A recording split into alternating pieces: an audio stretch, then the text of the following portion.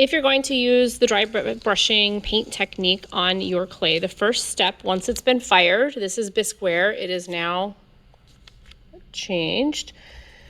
We are going to brush a layer of watery black paint over the entire surface that you wish to add color to. So that means you probably also want to do the edges. You don't have to do the back of this if you don't want to. And this will soak up the black paint very quickly. So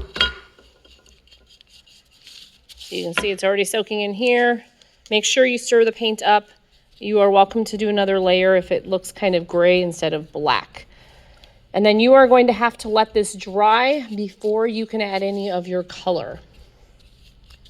So you can work on something else, draw on your sketchbook. Make sure you clean all of this up before you get out the next step. So that's going to mean washing brushes with soap and water, putting them back. Return this where it came from so someone else can use it. And your messy mats can go back in the messy mat drawer. So this is step one, let it dry. Once the black paint is dry, we are going to get tiny little dots of paint. You do not need much paint for this. And you will start mixing whatever colors you want on your magazine page. We're using magazine pages because these will go in the trash when you're done. So you mix up some color, and we're going to use small brushes for this so you can do detail. But then you're going to dot a lot of that color off on your paper towel. So we're really not going to use very much paint. And then once you've done that, you're going to start adding the paint to the black base layer that you've painted. And we're doing this, we're drying most of the paint off so that it does not fill in all of your texture. Instead, it will make it stand out more.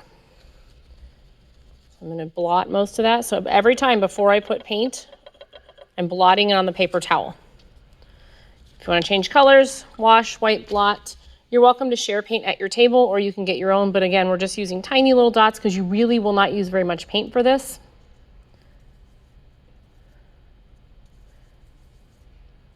White will help your colors be a lot more vibrant.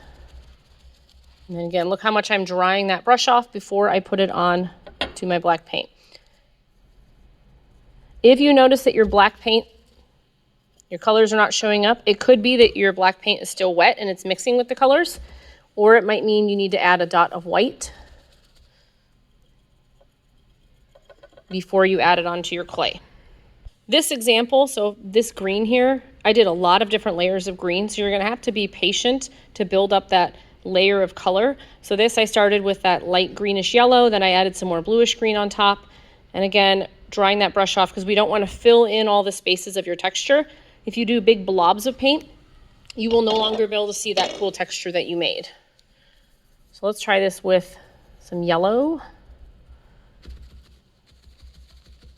And you can see my brush is kind of dirty, so we want to be really good about cleaning brushes for this. Otherwise, it will make your colors look not as vibrant. So get clean water, get clean paper towels as often as you need them.